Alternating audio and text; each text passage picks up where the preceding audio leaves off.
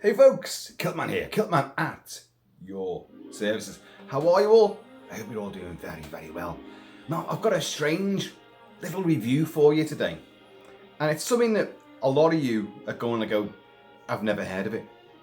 And those of you that have heard of it are going to think to yourselves, well, why the hell is he reviewing this? Well, there is a reason. Well, A, I love the movie. That always helps, does it not? But it's one of those films from my childhood, and but don't go thinking it's nice and cozy and sweet and twee and quaint.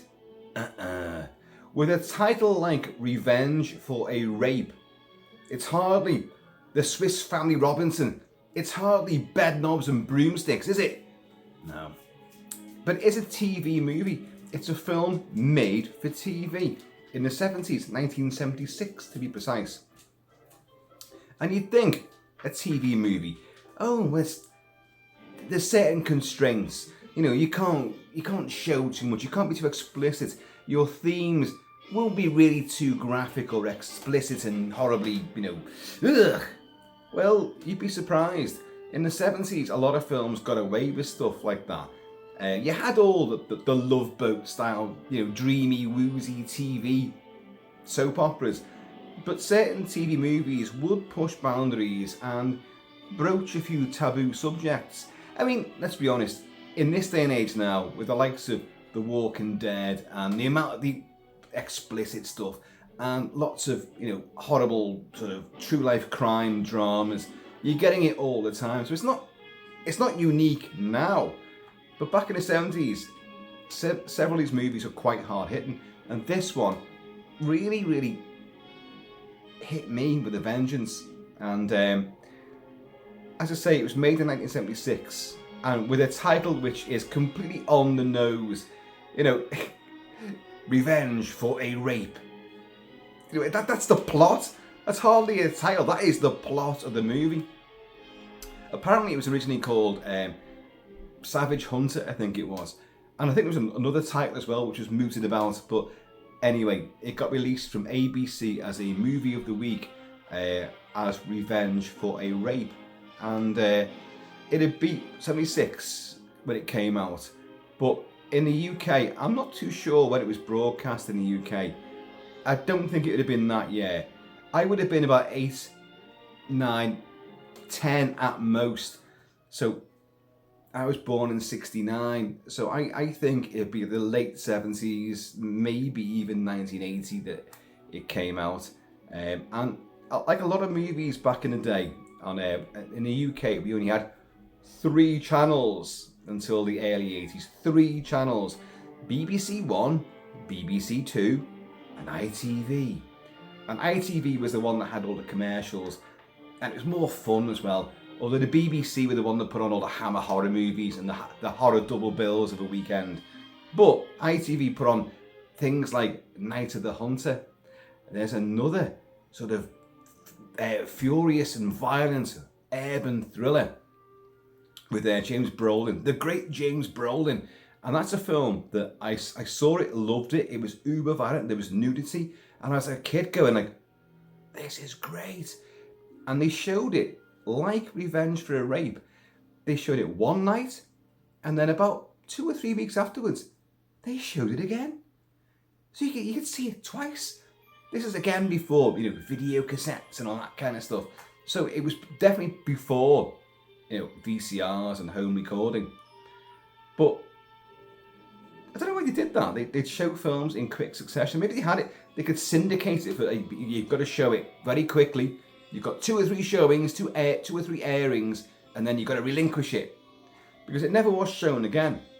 And this film came out, and I remember seeing it advertised almost like a week before, saying, on Saturday night, it's Revenge for a Rape. And they'd show you some snippets from the movie, and I sat there going, wow, because despite that gaudy, hokey, really, blunt-faced sort of title, it's a rugged outdoors adventure, which, in all honesty, it kind of encapsulates, now that we're a bit more advanced with our movies, it kind of has a Straw Dogs feel, a Deliverance feel, a First Blood feel, and Death Wish all rolled into one.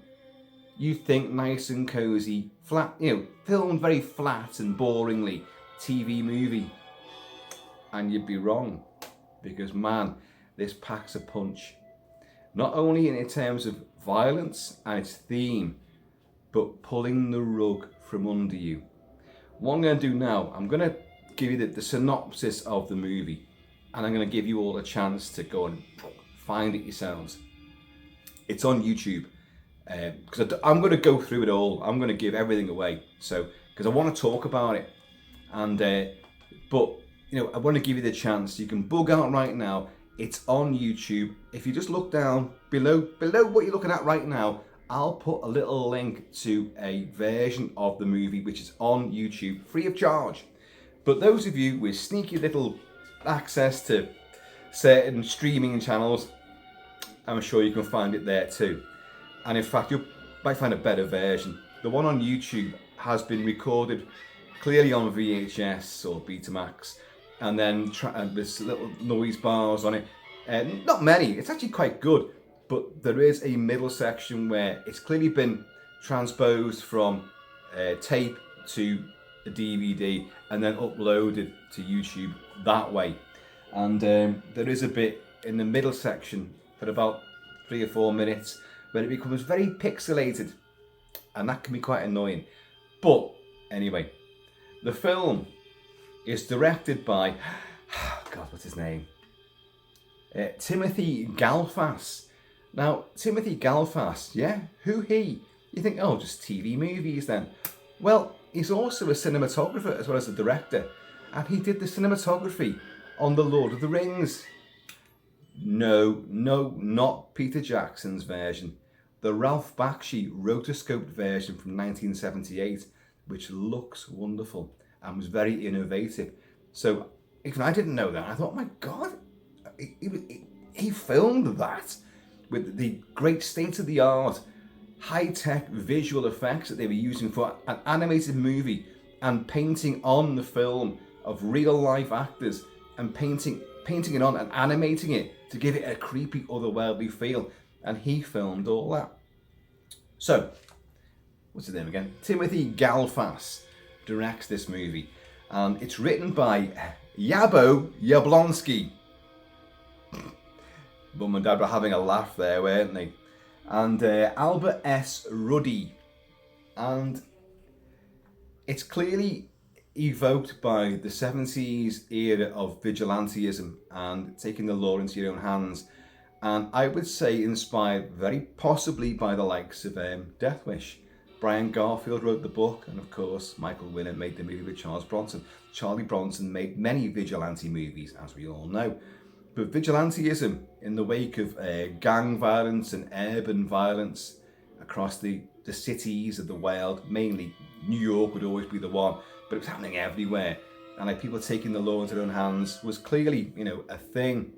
And in the face of seemingly useless police forces, some things never change. Hey, the victims would seek revenge and go and do their thing. And sorry, I just noticed that it's very, very dark in here and shady. The subject matter kind of enforces that, but regular viewers know that in the UK we've been going through one of the most hellish and relentless heat waves that we've ever known, and it's unseasonal and it's been really, really uncomfortable. But today the sky finally clouded over and it became overcast, and storms were threatened. Well, in some parts of the country storms hit. We got a smattering of rain, which didn't change a damn thing. The colour of the sky was different and the sun wasn't quite as blazing, but the temperature rose and the humidity rose, and it's still super, super sweaty bollocks time. So, we still want that big storm and the ultra hailstones and lightning and thunder to clear the atmosphere, but it hasn't happened. So that's why you're getting this curious look right now, because the sky is so bizarre right now. Anyway, cheers y'all. Cheers y'all. So, Revenge for the Rape. A guy and his young wife. He's a much older guy, and his young bride journey out of LA, and they go up into the mountains, and they're going to do she's a nature photographer, so they're going to go up there and have a weekend just snapping away at nature and just being in love. She's pregnant, she's 2.5 months pregnant. His name is Travis Green, let's get that right, Travis Green, and she is Amy Green. And they've arrived like sort of upstate, and it's hunting season. A bit of a mistake on Travis's part there. He didn't seem to know it was going to be absolutely chock-a-block, packed to the rafters with hunters, with high-vis jackets, high-caliber weapons, lots of beer, and lots of people like wanting to blow innocent animals away, with indiscriminate firepower. And they arrive there anyway, and they're in the supermarket stocking up on supplies, and he inadvertently hears there's a trio of nasty people, and he hears someone say, and in a way it's funny, but it's also not funny. He hears someone whisper loudly so that he hears it, "Check out the body on the chick with the old guy." And he's like, "Argh!" And she says, "No, Travis, don't, just leave it, Travis, don't do anything." But you don't see these guys. Anyway, it's bothered him. And they then hit town and have a few drinks and then go out into the wilderness, and they're all lovey-dovey. It's beautiful. You know, she's pregnant, and I'll let nothing happen to you and the baby. You know, I'll always be here for you. And they get to their campsite, and he goes like, I mean, this is one of the daftest bits. He said like, "I'm going to go fishing now." And she goes, "Well, you know, I hate being left alone. Why have you got to go fishing?" He said, "Well, you know, honey, you know, if I don't go fishing, we've got nothing to eat tonight. You've just been to the supermarket. You've bought loads of things." And because she's pregnant, she's been picking up chocolate bars and also big packets of crisps, chips, French fries, whatever you want to call these things, and all these sort of things. So they've got tons of food. They've got bags of groceries. But now I'm going to go fishing. Well, these three bastardos happen to be around as well, and they're watching through binoculars. And he goes fishing in the lake, and they make a move. 3 of them, and she's gone into the tent, and she's selected a book to read, and then suddenly, they rip a big Bowie knife into the side of the canvas, and they get in there, and they gang rape her. And of course, he comes back, and he discovers her battered and dishevelled body. She's not dead, they haven't killed her, but and he puts her in their camper van and heads off down to town. Don't worry, I'm going to get you to safety.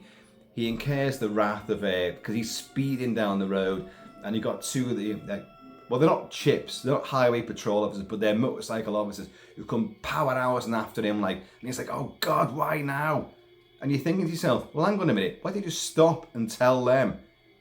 Because it happens anyway. He has to pull over, and he comes up, my wife's been hurt, she's been injured, she's been raped, and he comes up with mad eyes, and straight away there's a gun on him.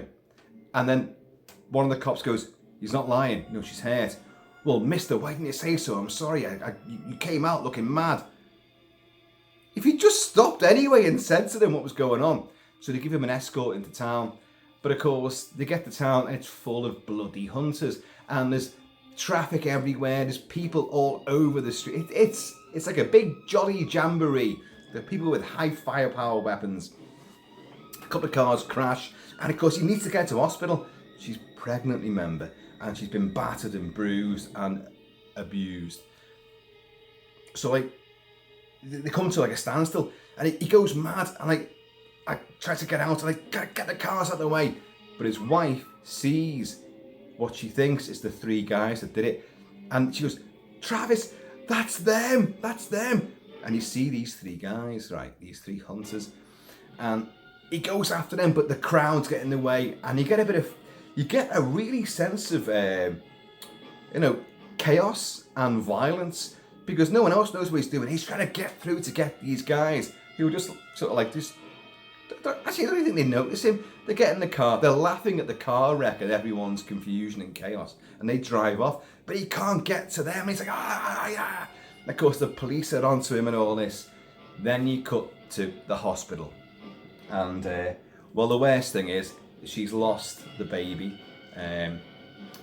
She'll live, she'll survive, but she's lost. They tell him, she's lost the baby, and there's more bad news as well. She'll never have a child again. Oh, you know what? It is cripplingly horrible, albeit in TV, movie stuff. So you're not getting any swear words. You're not getting, but you're getting the sense of fury and, the tragedy of all this. So again, this is the synopsis, folks. I'll tell you when to stop listening and go off. But so he will talk with the sheriff. The sheriff is Sheriff Paley, played by Robert Reed. Oh, by the way, I'll tell you about all the actors and that, because the film stars Mike Connors. No relation to Chuck Connors, although he and Chuck Connors were both in numerous westerns and TV thrillers and serials and and movies throughout the 50s, 60s, and 70s, but they're not related. Chuck Connors is the big guy, and Chuck Connors is fantastic. But Mike Connors became famous for playing Mannix, an LAPD private detective, private investigator, in a long-running show from 1967 to 1975 it ran for. So he made this movie after he finished doing Mannix. And Mike Connors he was a bit of a sort of heartthrob. In about 1965, he played a James Bond spoof character in an American-Italian co-production called Kiss the Girls and Make Them Die, or Operation Paradise, something like that. And it's a bizarre, don't go seeking it out, it's not very good. But he was the star of that, and he's the star of many other movies. And but Mannix was the one that made his name. Now, the copper, the sheriff in this, Sheriff Paley, played by Robert Reed, was a recurring character in Mannix, so the two were reunited. And I think Robert Reed played an ex-cop in Mannix. He'd turn to for help and information from time to time. But our boy, Travis Green, is talking to the sheriff, and the sheriff's look, lighting up ciggy after ciggy, look, I'm not being funny, but if you picked, this is the worst time for this, that, and he's going so is there a good time for a rape? And it's well, no, but it's hunting season has started. The woods are alive with drunken hunters. The bars are going to be packed. There's going to be trouble everywhere. I've only got a few deputies. We'll pull out all the stops to try and find these guys, but you've got to understand, it's going to be very difficult to do so. So, our boy just goes okay. Punches a filing cabinet. Look, I understand how you feel, because I'd feel the same way. But your wife is okay, and we're going to find these guys, but it won't be as quick as you want it to be. So please, just try, keep calm. And he sees his wife again, and she does know. Even though the doctor said, we haven't told her yet, but and don't you say no. We wanted to get a bit better before we break that news to her. But she's guessed anyway that I've lost the child, haven't I? And so anyway, she's given a description of these guys, right? These guys. So he now okay, look, these guys can't be too hard to find. She had described them, and she saw the three guys at the traffic pile-up, and of course he goes out to try. This was earlier on, to try and go and get them. So he's got an idea what they look like as well. So he takes the law into his own hands, and he goes out trawling around all the pubs and clubs and bars and taverns, and he will see the three guys that he saw at the traffic pile-up that she identified, and he pursues them into the woods. And then you have the manhunt. the First Blood style manhunt, but kind of twisted because you one-man army, which is Travis Green, Mike Connors, is going after these three guys in the woods who are hunters, and he's going to pursue them, and he's going to try and get his revenge on them. He's going to take them down one by one. Okay, right, there's your plot. That's it. Now, folks, you can bug out, go watch the movie. But what I'll say is, this is a TV movie, and you've got like sort of romantic wooziness where he has flashbacks to the happier days before all this happened, how they got together, their marriage, and then her breaking the news about being pregnant, and then their trip out there, and you're gonna get all that, and then you're gonna get this relentless, violent hunt through the woods, through the rugged wilderness, and it becomes a pure vendetta, a violent vendetta, and it is violent out in the rugged outdoors. It becomes a big adventure, and there's a big twist, right? And it's great. So off you go and come back, because now, folks, spoilers, plentiful spoilers. Cheers, y'all. If you've got one, raise it now. To TV movies of the past where they actually, kicked ass.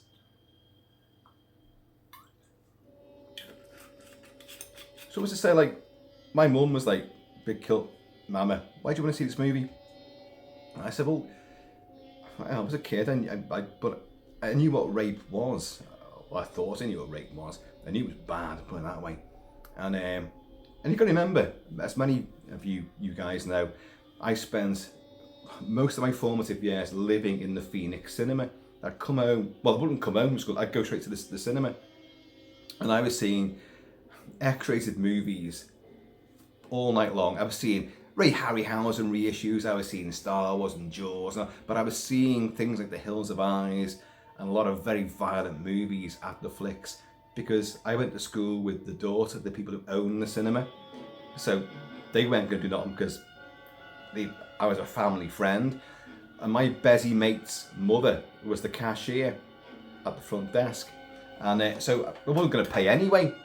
So I just lived in there. I went straight there, my school bag, blazer on, sitting there watching the likes of Suspiria and The Exorcist and things like that. Isn't it great? But they were different because they were on the big screen, and I knew there was a huge difference from big screen movies with that X certificate on them. I knew that was something, whoa, that's shady. But I'm learning here for later life when I'm going to spend my life just sitting in front of a camera reviewing things for people I'm never going to meet. But at home, it was different.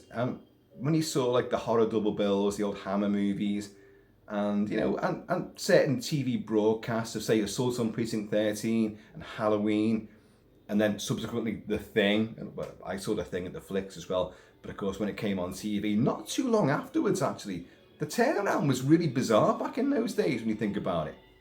But anyway, there was a difference. And when I said to my mum went like, well, why did you want to watch this? I said, well, revenge for a rape.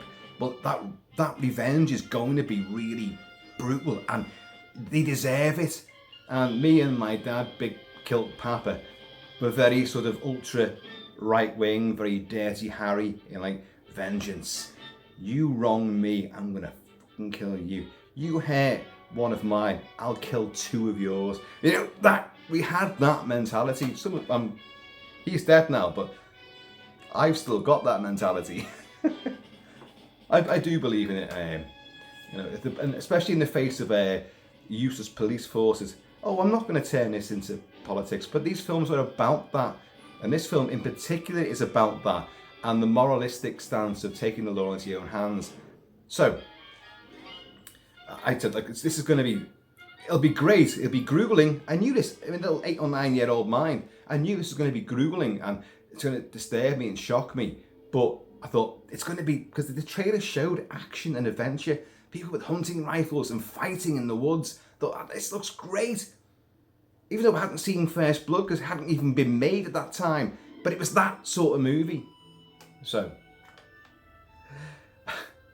we watched it, and oh shit, yeah, it frightened me, and it rattled me, and his vengeance spree is born out of the fact that he thinks he's seen the three guys, and because she identified them, the reason why you've got one who's fat called Curly, and he wears, as he describes to the Sheriff Paley, he's got an Anzac hat on, and like the guy goes, an Anzac hat.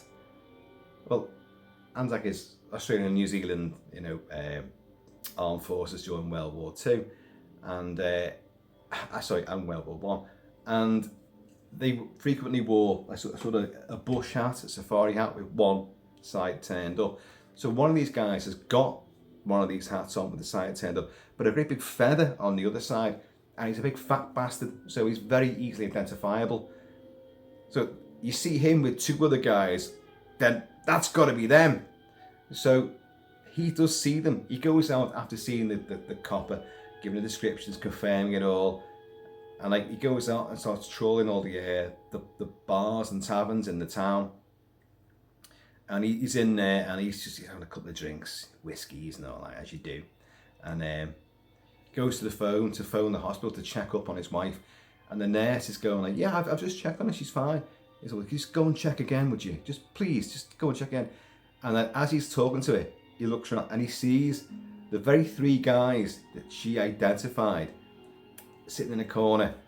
He's got the hat and the feather, Bowie knife and all that. Like, and they're getting pissed and all that. Like, but it's dead busy. And he just goes like, do us a favour, just call the sheriff, and tell him to come to so and so bar on whatever street. And because I've seen them, but it's too loud. And the nurse is going like, I can't hear you. What are you saying? And they get out. They start leaving. It drops the phone, and then in another chaotic sequence, like in the traffic pile-up, where he ends up in a brawl with other guys. Like, you'll be like, what the fuck are you doing? Like, and he's like trying to get to these, they're rapists, but they've just driven off, and he's getting to fight with other people. He does the same thing here. These guys just calmly walk out, well, laughing and joking, haven't even seen him, and it's like, excuse me, and he's pushing people out the way, and he gets embroiled in another bit of a set to gets out there, but they've driven off. But in a weird sequence, they're driving some kind of like, I don't know, big blue sedan type thing, I don't know, but they drive at him, and they shout out the window, and they seem to be weaving all over the street, and they shout out the window, get away, you drunk. And he leaps over the bonnet of the car or something to get out the way with him. But then he legs it to his car, and he goes pell-mell after them, screeching round roads. Those two motorcycle coppers, nowhere to be seen. And off he goes, and they end up in the wilds. And he loses sight of them up on these big, winding country, tree-sided roads. And he pulls over, and he just crashes out. And he goes into the first of many reveries about the previous, the happier days, and he dreams about what he remembers when he met Amy, and up in Montana, and she's this photographer who's been around the world, but she's staying on a ranch with another woman. You don't get to know. I don't understand what this backstory is. I don't even know what Travis does for a living. I'm sure they say, but I do not remember at all. And he goes and he's been told by the local postman, if you want to take this letter out there, because I'm sure you'll find something beautiful out there. It's like a big setup. Now, you've got to remember that Mike Connors, at the time when he made this, he'd be 49 years old. That's younger than me. But I can tell you right now, and I'm looking at my ugly, harried visage right now, I'm infinitely more attractive and, more vibrant and youthful than he is. So why the fuck would she be interested in him? But they get to meet, and she falls for him, he falls for her. It is a kind of lecherous sort of old boy sort of thing. But if you remember films from the 40s and 50s, the hero was always way older than the heroine by a huge margin. So it's kind of like, and the 70s movies were similar as well, especially TV movies and TV shows. The older guy always got the younger girl. So it's only fitting in the vogue with that. But it's funny how the movie does make a point of that several times about him being older. And I mean, the little jokes between him and his wife in these flashback scenes. And that bit in the supermarket where like, check out the body on the chick with the old guy. And like, it's brilliant. It's brilliant. Incidentally, when they get back in the car and she's saying like, no, why were you like that? It doesn't mean anything. It doesn't bother me. Why should you be bothered? He said, well, these people don't understand. There's no respect, no morals anymore. But where do you don't get violence. There's no point. He said, no, these people only understand violence. Well, there you go. This is what happens. She then gets violently raped and brutalized. So he takes the law into his own hands and he's violent back. So he's parked up in the darkness on this country road, and he has this flashback to when they first met. So you know what's going to happen, and they're going to get together, and it's all rose tinted and fuzzy screened, and he wakes up like with a jolt, and he gets out the car, stretches legs, and here's a daft bit for you. He literally walks about 3 or 4 yards away from his car and sees the car he was chasing just parked, literally just there. So he just parked up right behind it and didn't even realise. Anyway, they're not there, are they? Because they're out in the wilds, because they're hunters, aren't they? So he then goes back to his little camper van thing. Cheers, y'all. Gets his a day sack out, puts it on, bright orange. Important that, because hunting season, you wear, even though you've got people in stealth and camouflage gear, lots of US Marine Corps duck splodge hunting camouflage gear and woodland camouflage and tiger stripe. You could shoot when these dickheads, these rednecks, and I've hunted, didn't like it, changed my mind at a young age, weren't going to do it no more. So you kill something, you hunt something and you kill it. You do it to survive. That's what you do. And then you pay respects to what has just given its life to you. And you use every bit of it. And make sure you do. Don't hunt for trophies. If you do, I'll hate you forever. And I'd hunt you myself. But anyway, that's my knee-jerk reaction stuff. But you wear bright orange because these people are shooting at anything that moves. When deer hunting season is on, and there's gazillions of people in there with weaponry, sitting in their hides and all these little hidey places off the trail, and people are walking through. You've got to make a bit of noise, but if you make a bit of noise to identify yourself, you're scaring all the deer and all the wildlife, the things they're hunting. So people don't do that. So people get shot. Bit of movement, and you trigger happy dickheads go. Caw! So you wear orange. There's no wildlife which is bright orange. So anyway, he's got a bright orange day sack. So I like the fact that they do that it is bright orange. And he's got a gun as well. Not a hunting rifle. He's got, and I love firearms, grew up with firearms, I'm ex-Royal Marines and know my weapons. He has a weapon which I thought, oh shit, what is that? Is that that's a Luger? And I thought, well, the Luger was the German Luger. You had a long barrel naval version, you had shorter barrel, but it's a short barreled version. And a 9mm, you see him, he checks the magazine and it goes. It's only a small barrel on it. And I thought, well, that's got to be the Scandinavian one, which is, I think the M1900 is that version. I could be wrong. The version that I've just seen, I was scrutinising. Now, back in the day, my dad, Big Kilt Papa, who collected firearms, and we were members of a firearms club, and we shot all the time, and my dad was a pistol and rifle champion. I didn't quite follow in his footsteps when it came to championships. I was okay. I was great with the rifle. I was okay with the pistol. Sometimes I was very good with the pistol, be it 6-shooter or wheel gun. or a 9mm Beretta, which I had at the time. When I was good, I was good, but when I was bad, I was really bad. And there was no consistency with that, I know, but there you go. Rifle, yeah, very good. And other weapon systems, even better. But my dad would have known what that was. I bet when we were sitting there watching, he go, that's the M1900. You know, he's got there. Yeah, interesting weapon. But anyway, he has this, and he goes off and he hunts these 3 people down. He will encounter some. There's a nice moment where he meets Bambi, and he's having a drink out of a stream, and suddenly he looks up and there's a deer, and as he's looking at the deer, and it's a nice little moment. He heard a gunshot, and like 3 other hunters who are not the ones we're looking for. They don't fit the descriptions of Curly, Chuck, and Cooper. Not Curly, Larry, and Moe, looking 3 Stooges. And they go, "What are you doing here, mister?" Because he's not, well, he's took off his orange day sack sort of thing. And "What are you doing here, mister? That was my deer." And it's like, "Oh no, I'm looking for my friends. They've parked up there and I'm not sure where they're going. One's got like this hat on, an Anzac hat with a feather." "Oh, right, well, so yeah, we saw those guys. They're heading north." "What? That guy you just said, he's got a big crate of food, tins of food. They're heading that way." "Okay, well, thanks very much.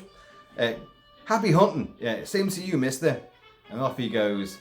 And by another stream, he finds a tin which is because this guy says, like, yeah, the big guy, he was struggling with he had a big crate of stuff on his shoulder and he was struggling with it, and he dropped a few. Well, he finds one, so he knows he's on the right track, like, and he will discover these people. They've set up camp, and the fat guy, Curly, the one with the feather, the one who had the big Bowie knife tucked into his belt, he goes off to do some fishing, and the other 2 are like happily joking around back at the base camp. But our boy, right, okay, I've got a chance here. So he sneaks up on him. Here's your. He sneaks up on him, comes up behind him, like that on the neck. He's got him. It's like, "You're gonna come with me. We're gonna go back to your friends, and they're gonna take you down to the sheriff." I don't know how he's gonna do that. How is he gonna take these 3 guys through the woods back down to the sheriff? But he's in this. The cops aren't doing nothing. I've got to get these guys to justice. Here's the important thing. At this stage, he wants to bring them to justice. But as he's about to lead him off, like, "Don't say a word, don't even breathe, don't even whisper. You know, you agree?" What are you meant to do when people say, like, you know, "Don't say a word, don't move a muscle"? But you agree. You do it by telepathy. Anyway, big fat dude flips our boy over. Whoa, splash. We're in this is a big river with lots of rocks on the riverbed and all that. And they have a massive fight. They flip around, one's on top, then the other one's on top, punchy. And suddenly the big guy gets the upper hand, whoa, and gets Travis under the water. He's strangling him, he's drowning him. And well, you know what's coming next, don't you? What's the only thing you can do? You know, you reach out and you find, oh, great big pebble. Ooh, look at that. Fuck off. Boosh. TV movie, remember? The rape scene, there's no nudity. There's none. But the scene itself is horrible at the time. And they put a knife through the canvas of the tent and they get in, and there's 3 of them. And you see that they're unbuttoning themselves and they're taking hair clothes off. You don't see any bits, but there's the sound of hair screaming and slapping, and they're laughing, and it's still horrible enough to convey enough of the nastiness of the scenario. So this fight pisses fuck off, and you see and blood, oh god, and down he goes. Not quite dead at this stage, but he will die. And the other people at the camp have heard screams and scuffle. So the other 2 guys come down. Now in the meantime, he's heard them coming, so he drags this fat bastard across the river. He's on the other side. What makes him think eagle-eyed, eagle-eared regulars will know what this is. This is the soundtrack to the film Grizzly, which came out in 1976 as well. It was basically Paws, not Jaws, but Paws. A giant grizzly bear does the same thing that Jaws does, and I love the movie. I have done a movie commentary for it. I've reviewed the film, and I love this soundtrack. I can't get the soundtrack to Revenge for a Rape, but I have got this soundtrack, and it's very similar in that you've got this lovely lilting, sort of very 70s love boatish romantic main theme, which becomes the musical theme as well, with lyrics behind it here. And the soundtrack itself has all very sweetly romantic music, very TV style. But then you have these menacing sort of electro moments and sort of wah-wah fuzzy guitars to emphasize suspense and tension. And it works, but it's very similar to this, which is why I employed this to help provide some atmospherics. This song at the moment is not actually what makes it work, but we'll go to more suspenseful things. So he starts dragging the body across the river to the other side, and it's getting darker as well. And the other two guys, they're shouting, "Kelly, where are Kelly? Are you there? Kelly, shout back!" And they can see him in like a big beaver dam, and our boy's he's trying to hide, but he's got the body floating there as well. So they start pinging shots at him, and because he's got Kelly. Look, let him go. Let Kelly go. So the body does get away from him, and it floats down, and they go, "Kelly's dead. Hey, why have you killed Kelly? What have we done to you? Who are you? Keep him pinned down." So these guys start fighting back. One of them says, I think it's Cooper, who's played by Larry Watson. Kelly's played by Jack Livingston. And we'll come on to the other guy, Chuck. And so Cooper goes, he said, "Look, keep him pinned down. It's getting darker. That water's freezing. He won't be able to move out of there. So just keep him pinned down. He's going to freeze to death, but he's going to have to come out at some point. Then we've got him. But I'm going to go back to the camp. I've got loads of wire. I'll set some snares up, and we can draw him in." So they've got it. They're hunters, don't forget. So they know what they're doing. And he's like, "Okay, yeah." They seem to have an inexhaustible amount of ammunition, and they're using bolt action hunting rifles, and they're firing a lot. Hunters carry a lot of ammunition. They do. And sometimes, obviously, depending on how long they're out for, they can just go back to town and buy more ammo. But they'll carry a lot. A lot will be in their vehicles. A lot will be in their camp. A lot will be on them personally. But even, to be honest, the amount of bullets they're firing in this sequence just seems a bit more ridiculous, But anyway, I think our boy fires a couple of shots as well.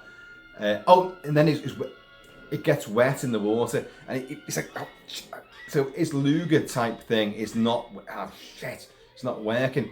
So now he's unarmed, and the body gets loose, and they bring the body back to their side. But anyway, the night wears on, and shots are being pinged, but our boy manages to scramble out, and he will go back to their camp, and he gets cut.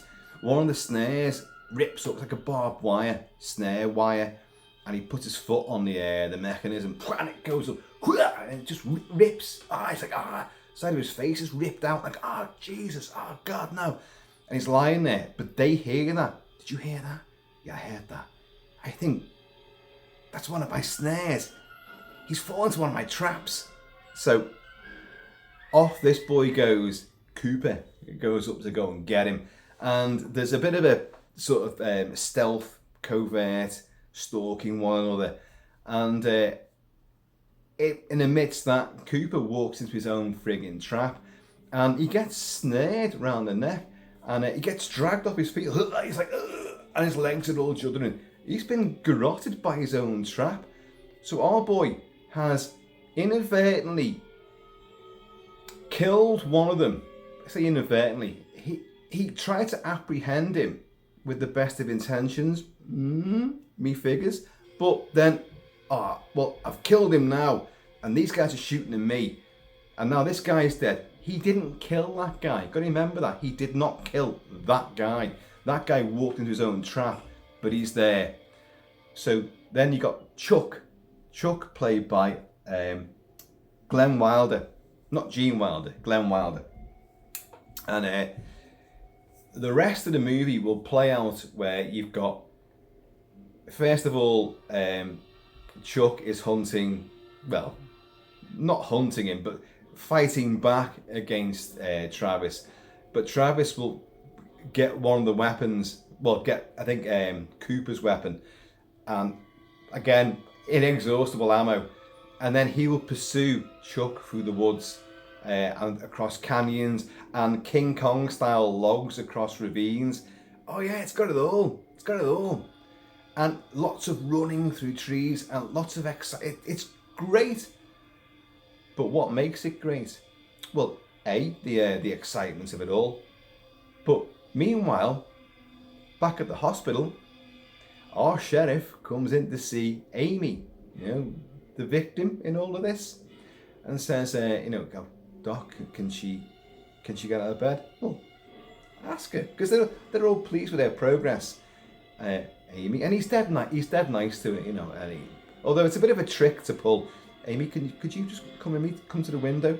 I've got something I want to show you.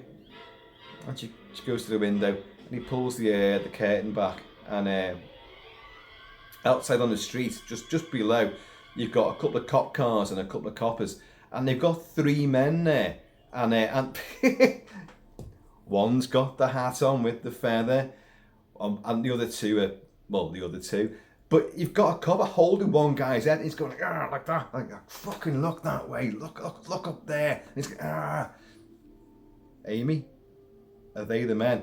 And she goes, they're the men, they're the ones that did it. And he goes, and here's the crucial thing that people forget about, because when they say that, oh my God, our hero is going after the wrong guys, which he is, and has now killed two of them, and is hunting the third one, and they're innocent. There's the big kick in the balls. This is the gut-wrenching twist in this tale, which is brilliant. It's truly brilliant, and it really galvanizes you once you realize. And people go like, well, she could be mistaken. Maybe he has got the right guys. She doesn't know exactly. They do say, well, the sheriff does say, they confess, we caught them, matching your description. They confessed to it, but we needed you to confirm that was them. That's all it was. So they've already confessed to it. Bingo, bang to rights. You guys did it. I'm not saying the cops didn't beat a confession out of them. I'm not saying that at all. But they're not very nice to them. They're like, turn your fucking head that way. Look up there. And it is right. I'd also be smashing empty bottles of whiskey in their faces. Empty. I'm not going to waste whiskey on them, Christ. But I'll put salt in their wounds, but I'm not going to put whiskey in their wounds as well. So we now know, oh shit, what the hell? He's killing the wrong people. This, folks, is genius. It completely subverts all of your beliefs and your standards, because you're with him. He hasn't actually killed, he hasn't murdered them. He's fought back in self-defense after trying to make a civilian's arrest on one of them, and had to fight back to save his own life by killing this guy, clubbing him with a rock. The other guy was after him, and the other guy went into one of his own traps, so he didn't kill him. But now our boy's gone like, right, fucking, you fought back, you put me freezing in the river, you raped and battered my wife, and you killed my they keep saying his son. 2.5 months, would they have known? I don't think so. But they keep saying it's your son, and you killed my son as well, like. So you can understand his fury, his rage, and now he's twisted himself. He's gone beyond just a man who wants justice for his wife when the police seem ineffectual. He's now hell-bent on killing the last one. He's going after Chuck, and we now know that Chuck is innocent. And oh God, this is brilliant. This, cheers.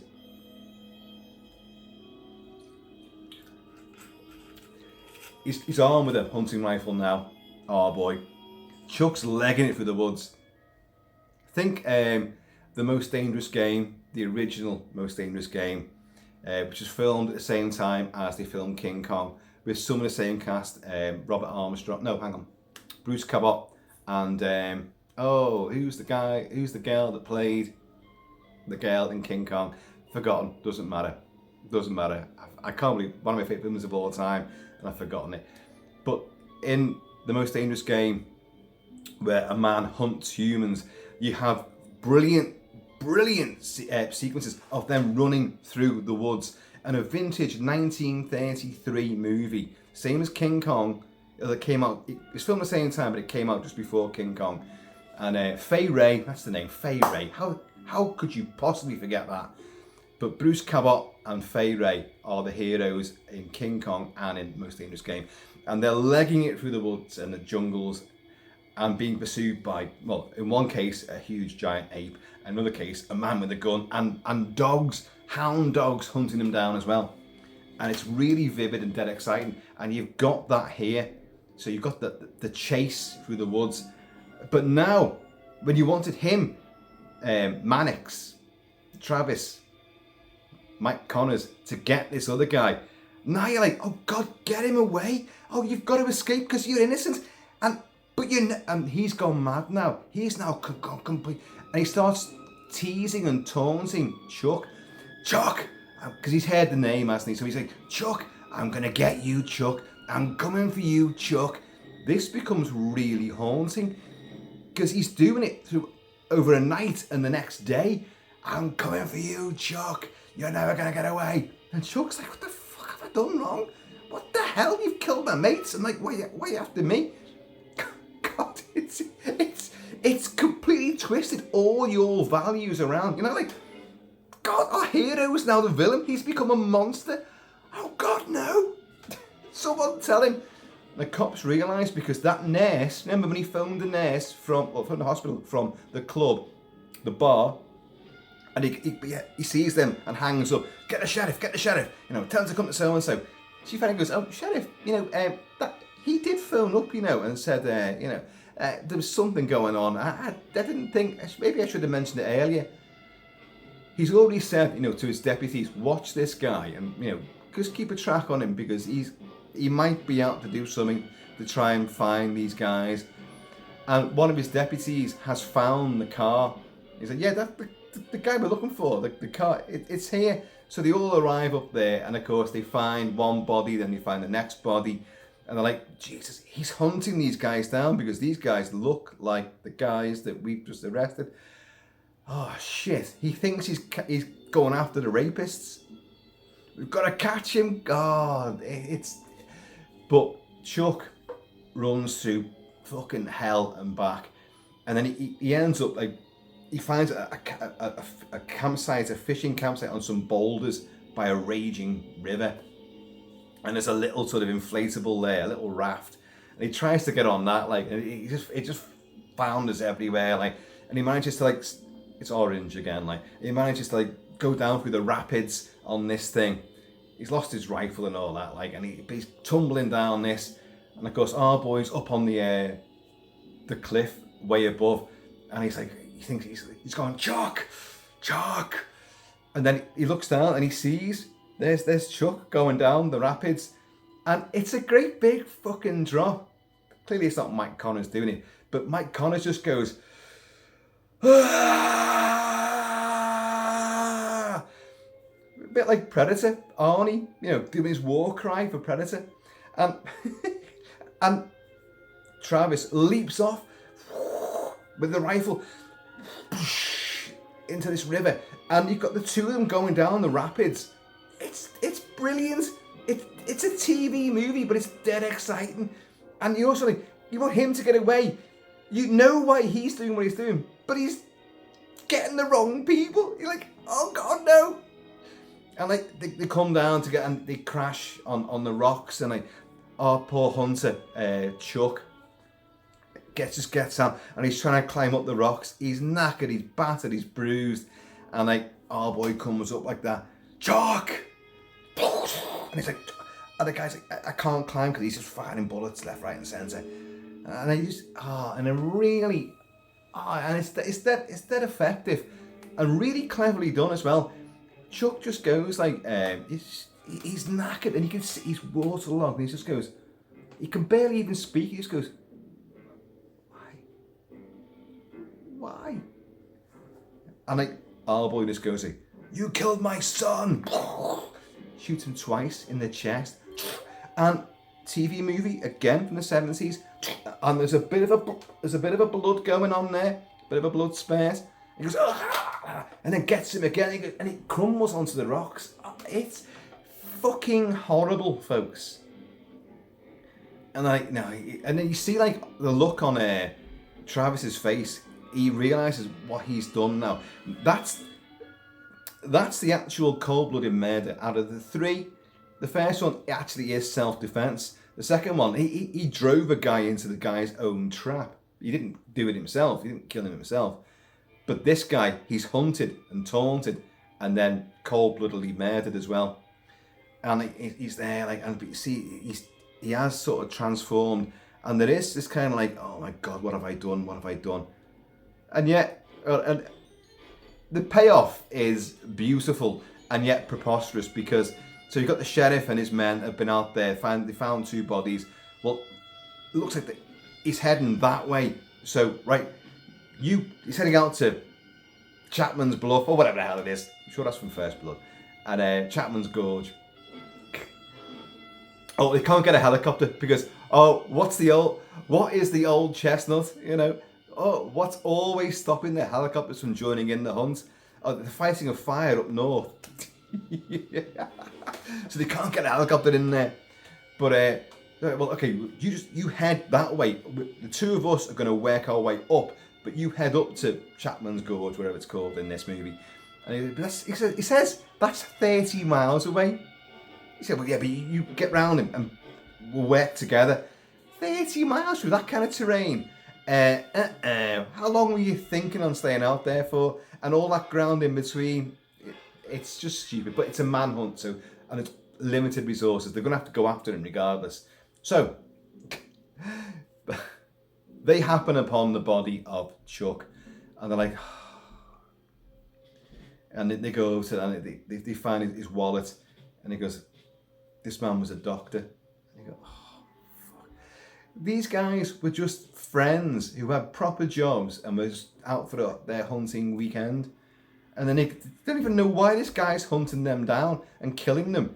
And it's just, you go, oh no. No, you've got to remember, I've just said that place is 30 miles away. I'm sure they didn't get to that particular place, but the river did carry him some way, I suppose. But our boy manages to get back all that way to his car without the police seeing him. And he ends up at he drives happily down those highways. He got chased by the motorcycle cops and he ends up at the hospital. And his wife is there. Oh, you can leave now. Yeah, we can go home. Yeah, doc said it's okay. Doesn't see anyone at all of authority. But look, the trivialities and the illogicality don't really matter. It's the payoff that matters. And they get in the car and they're driving back home. And in a nice parallel to the opening of the movie, where it shows the two of them driving from LA up and down the freeways and going up into the higher, counties, the mountains and all that. And it intercuts with like the rear view, the side mirrors, indicators, other vehicles going past, and they're chattering, they're having a great time. Well, the end of the movie is the two of them sitting there, and he's just like, he's quiet. But it intercuts as well with the rear view mirrors and the side mirrors and the indicators and all of the lights and other vehicles. And she's going like, Travis, why are you so quiet? What's the matter? Oh, it's been a rough couple of days. And she goes, I know, but it's over now. At least they caught them. And he goes, he's driving. And he's doing this driving thing like that as well. Like there's a lot of driving in the movie. And he's always doing this. And he just goes, what? What do you mean caught them? He's killed them. What do you mean caught them? Well, they got them. They got the 3 guys that raped me. Who got them? Well, the sheriff. The sheriff caught them. They confessed. I identified them. And he's like, what? And in those rearview mirrors, suddenly you see flashing blue lights, and you hear woo woo woo and all that kind of stuff. Like, and he's going like, and the camera sort of comes in with close-ups of eyes and stuff like, and she's going like, Travis, what's wrong? What's wrong, Travis? And he's like, they caught them. And the realization hits him like a sledgehammer. It's just, oh God. Well, we already know. But the other punchline is, could they have got away with it? Just driven off and would never know, been any the wiser. But no, he's going to be caught now, isn't he? And he has to pull over, and it just ends with flashing blue lights and sirens and just, what's wrong? Travis, what's wrong? What's wrong? And it just ends. You're like, oh God, no. What a predicament. Folks, Revenge for a Rape is a mostly forgotten and neglected gem of TV movie mayhem. Now, as I've just described, this is maybe TV movie from the 70s. You think, oh shit, movie of the week, romantic comedy drama. Won't be much, will it? What have I just described to you? A brutal rape, a brutal gang rape, and a man's violent revenge upon the people he thinks did it, and he's killing people that didn't do it. And we're on his side until we realise, and then when you know, and the final chase of poor Chuck, and he's taught, because he's now our hero has got into it, but he's not our hero anymore. He's a monster. He's become Jason Voorhees. He's become Michael Myers with a fucking hunting rifle. And it's genuinely upsetting and very, very affecting. And brilliant as well. The cinematography, I said about the director did the cinematography for Lord of the Rings for Ralph Bakshi, the animated version. But the cinematography is, a lot of it is your typical 2-shot and then, your 1-shot reactions, flat, very flat and static. But when you're out in the woods and they're running about, they're pushing things a bit there. They're running alongside people going through, really thick foliage and trees and up and down really horrible terrain, stumbling all over the place. And you've got the stunt work as well. You've got fights in rivers. You've got people being hooked off the ground by barbed wire garrotes. It's pretty intense. You have got, the downside of it is the flashbacks, the kind of woozy, rose-tinted flashbacks, of which there are several, because our boy will have them. I said about the one where he's fallen asleep just literally 2 yards away from the car he's been pursuing without realising it, and he remembers his first meeting with his soon-to-be wife. Then you get the actual wedding itself, which is all like lovely and beautiful, languid and so romantic. And then you get when she breaks the news to him about she's pregnant, and he's trying to cook her a big breakfast. It's Sunday, breakfast is on me on Sundays, and he's doing up there's bacon, there's eggs, and there's toast, and he's doing all this. But the shock is like, oh my God, I love you, I love you, I love you. The age thing does get mentioned a fair bit. I wonder why they did that, to be honest, because it wouldn't have mattered if the guy was the same age as his wife. The emotions and the action would be exactly the same.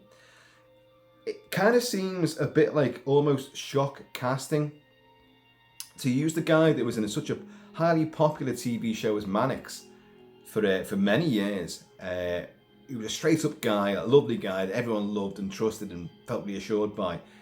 To put him through this, I don't know, it does seem kind of like, as I say, a bit of shock casting.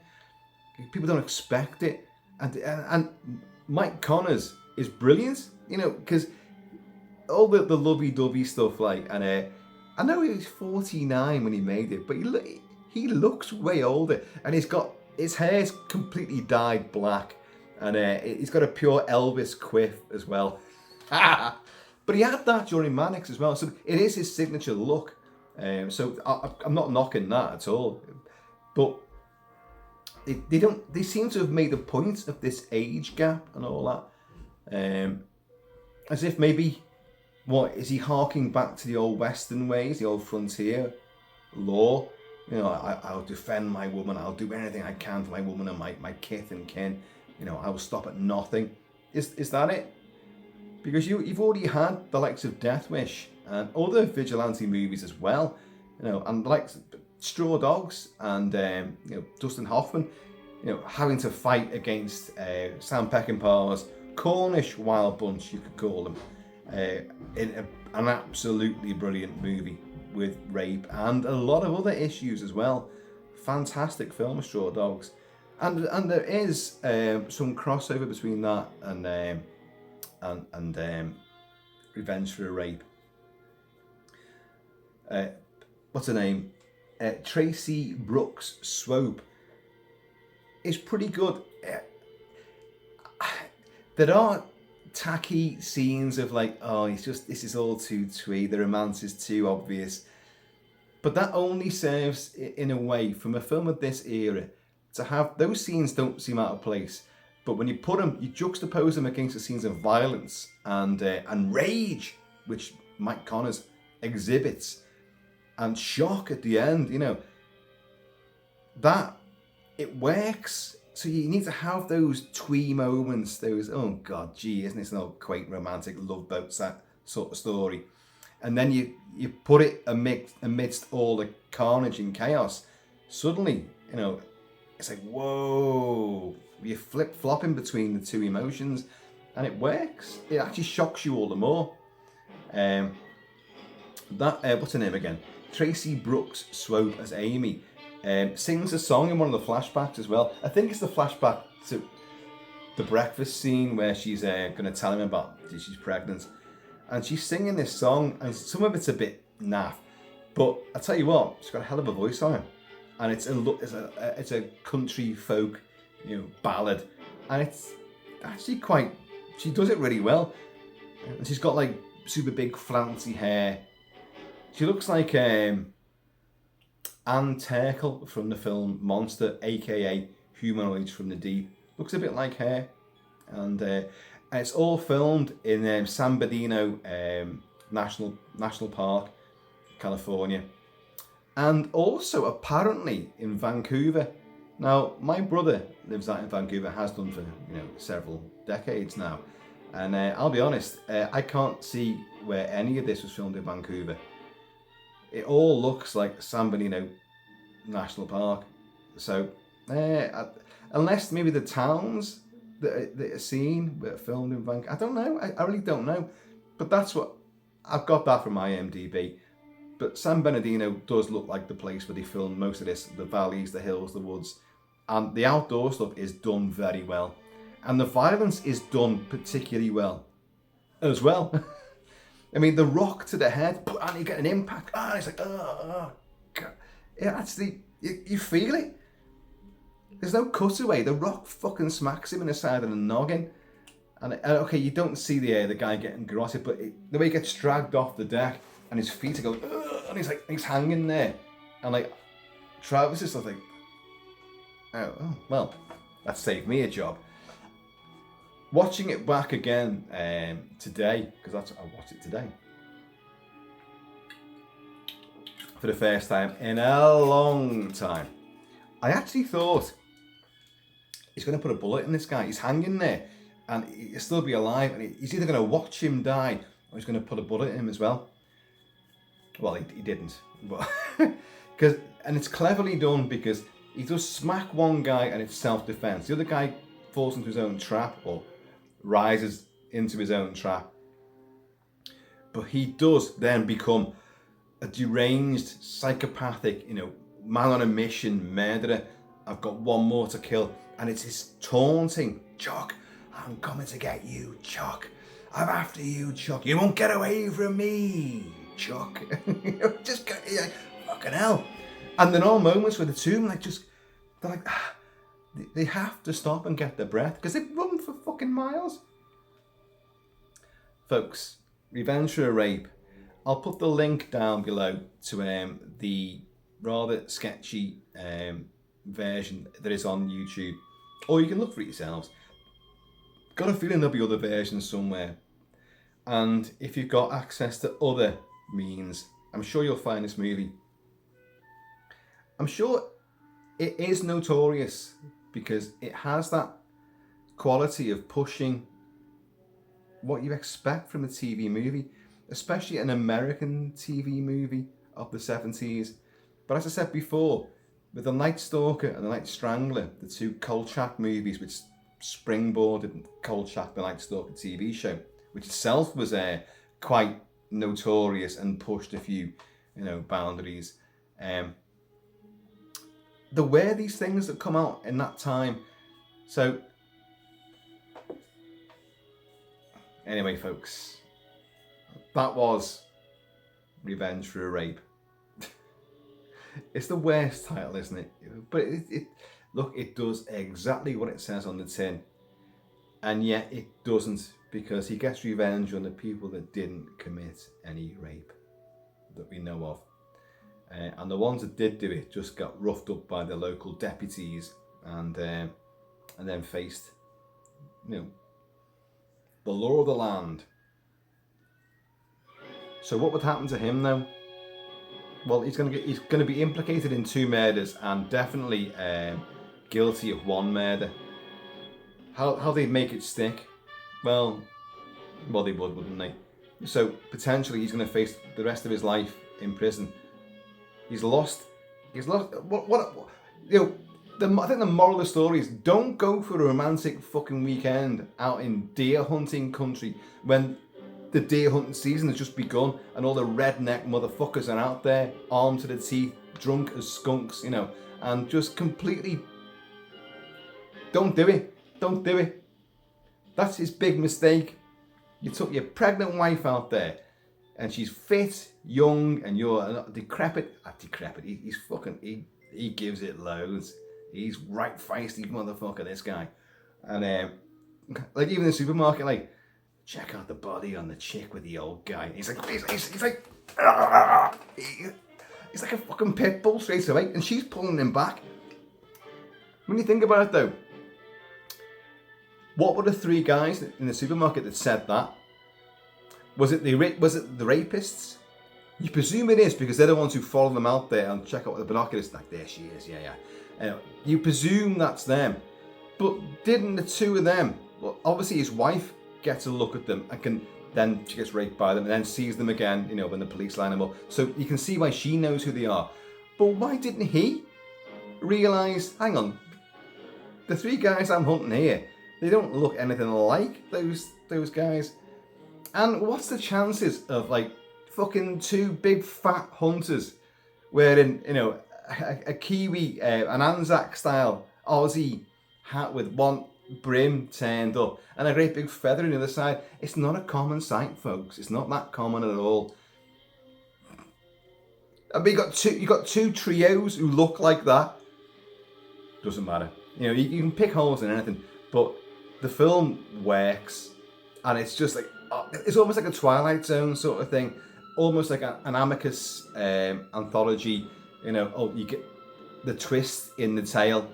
It's one of those, and folks, I love it. I think it's great. It had a profound effect on me when I was a kid, and watching it again today, many moons later, I still thought, wow, this is great.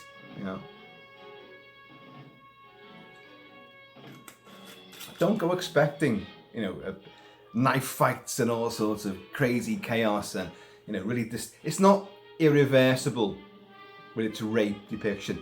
By the way, there's a film I will not watch, despite what I've just said, about this film being galvanizing and like, says to me, revenge for rape, the revenge has got to be pretty grueling and pretty fucking, that's how I feel about it. I don't want to see films about rape, but probably because of this movie, because it disturbed me that much, and the fact that the wrong guys got killed for it, and isn't irreversible like that as well. The Monica Bellucci, Vincent Cassel thing doesn't the wrong guy get his head stoved in, if I remember rightly. I've only seen bits of it, and I don't want to see the film at all. But, you know. So anyway, there you go. Revenge for a rape. And I believe there should always be revenge for a rape. I do. You know, you commit that, you lose your bits. Simple as. If not your life. You do that to a child. Oh, you get skinned alive. And then you get covered in salt. And then kicked out into the desert. Yeah. You do shit like that, you fucking suffer.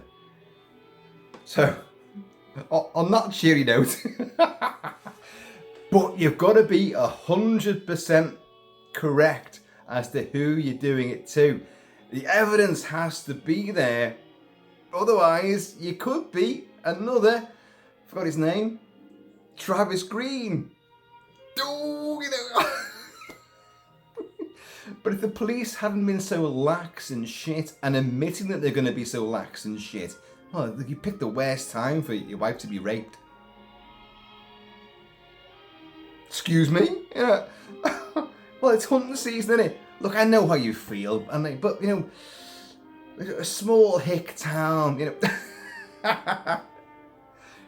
Folks, I have been on with Shabby Kilt-Man. Please, in the meantime, if it's ever like, let's go and watch old TV movies from the 70s in between time and discover just how good they are. Please keep it Celtic, and I am going to see you all laters.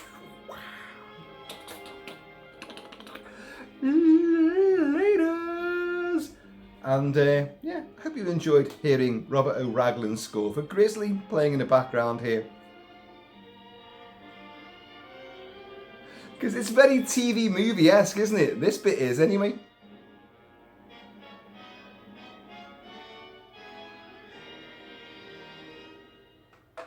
Grizzly, arr.